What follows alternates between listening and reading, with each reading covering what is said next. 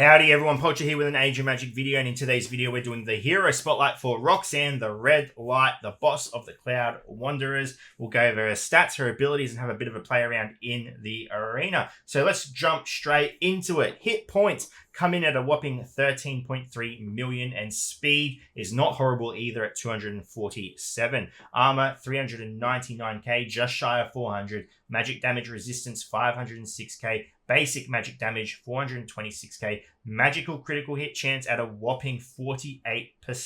It is fairly high. One of the highest. Magic critical damage, 927k.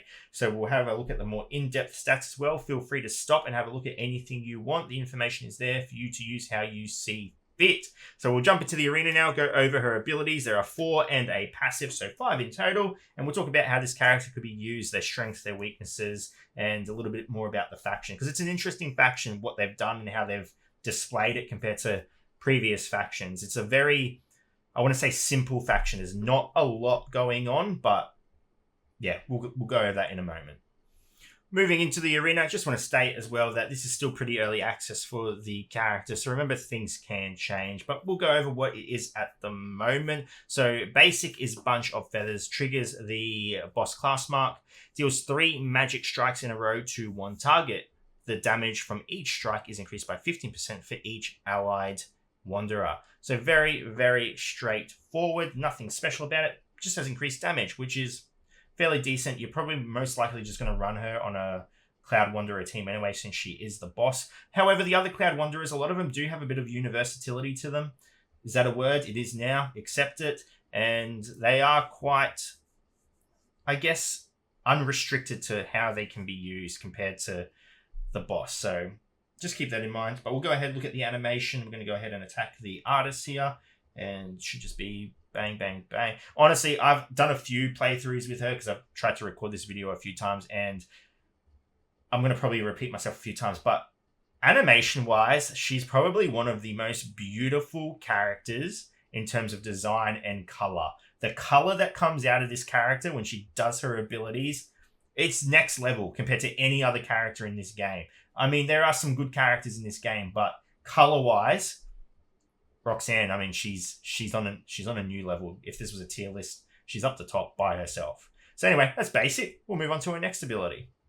Roxanne's second ability is Ode to the Heavens. Removes debuffs from all allies, increases the speed of all allied wanderers by 70% for 2 turns. Damage dealt by allied wanderers ignores shields, armor, and magic resistance of the enemies for 2 turns. So this is what I mean. The Cloud Wanderers are a very straightforward faction. There is no confusion in their abilities. Their strength comes from their stats. They are a very stat-heavy faction. I'm not saying their abilities are weak in any sense. They are still strong, but they're very easy to understand. And I mean, removes debuffs. It doesn't even say removes 3 debuffs, 4 debuffs. It just says removes debuffs from all allies. That in itself could be an ability. Removes all debuffs. That is so strong. The current meta is quite heavy on debuffs. Renegades, assassins. There is dependency on debuffs.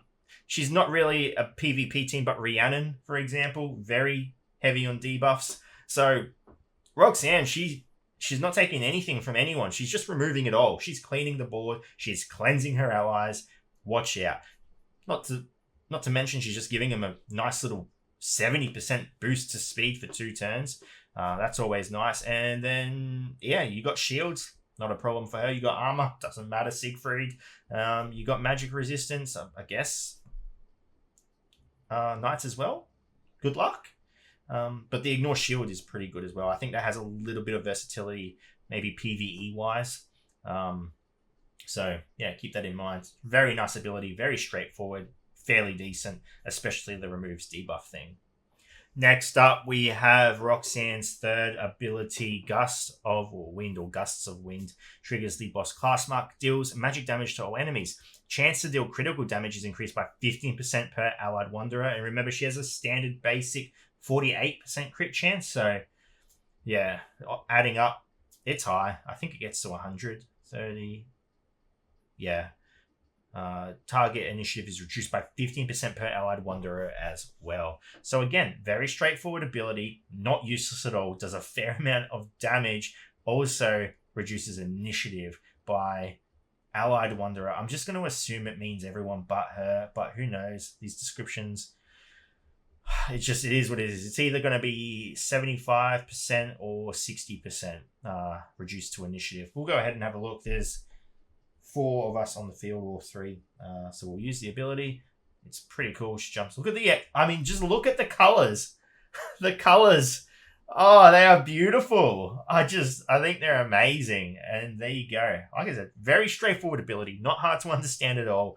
Very effective. It just is amazing that we've had characters in the past where it's like learning a new language, trying to understand their abilities. And then this comes out, still just as effective, though they are stat heavy dependent.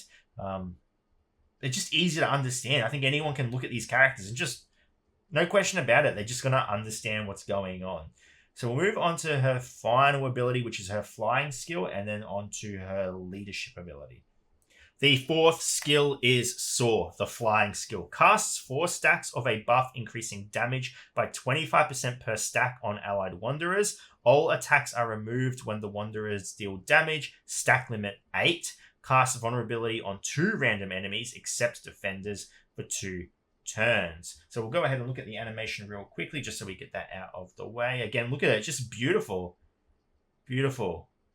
And there we go. Now, the only thing I do not like about this ability is just the RNG aspect to it. 2 random enemies. I just don't like when things are random. In a strategy game, personally, I just like to know what the fight is going to be about. I know what's going to happen and plan accordingly.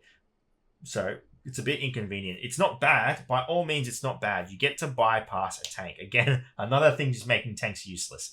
But at the same time, it's still random. It changes the battle. There's no set way of just understanding how to fight. You're most likely going to win a fight. If you can beat a team with the Cloud Wanderers, it's most likely not going to matter what 2 characters this debuff lands on. It just doesn't feel nice when it's out of your control. But that is the ability. Again, pretty good. It's a good utility ability. Adds damage and allows you to bypass a tank. So can't really go wrong. And again, as mentioned many, many times, very straightforward. Roxanne, the final ability, or the leadership ability, Keeper of Knowledge. When an allied wanderer uses a flying skill, cast 2 stacks of a buff, increasing damage by 25% per stack on allied wanderers. Other light allies receive half as many stacks. Stack limit 8. So this is to do with her last ability as well. So that's where the stack 8 comes from. For 2 turns after the start of a round, the following effects apply. Roxanne cannot be debuffed. Allied wanderers cannot have their initiative reduced, and they cannot be marked. The effects cannot be removed before they end. And then the final bit, and this is the part I love. I love when they do things like this. At the start of the round, in the Cradle of Chaos, cast a shield on allies equal to 30% of their max HP. Shield value limit 50% of allies' max HP. So it's just giving the characters more use other than just PvP. They are going to be stronger in Cradle of Chaos. So I'm not against that at all. I honestly wish they just released some heroes where their whole skill set was based around a game mode. Mind you, we'd need more game modes. But it would just be cool to have heroes where they are purely built for a game mode. It would be nice. It would just be a different something to the game. Different feel to the game. So yeah, other than that, this is probably the most complex part of her, the leadership ability. But, I mean, cut it down. You get stacks of attack damage, half of that for allies other than that aren't Cloud Wanderers, and started the turn for 2 turns after the start of a round. Sorry. So, again, could be used in raids as well. The following effects apply. You just can't be debuffed, can't have initiative reduced, cannot be marked, and that effect cannot be removed before they end. So again, pretty strong utility for the leader. She's not a damage dealer, she's not a healer, she is a utility monster, and she's there to buff your characters and just send them smashing into the enemy with their ridiculously high stats. But there you go, there is Roxanne. Beautiful character, beautiful design, fairly easy to understand. Anyway, ladies and gentlemen, thank you so much for watching. If you have any questions, feel free to leave a comment below. I will answer it to the best of my ability. And wherever you're in the world, until next time, please take care of yourself.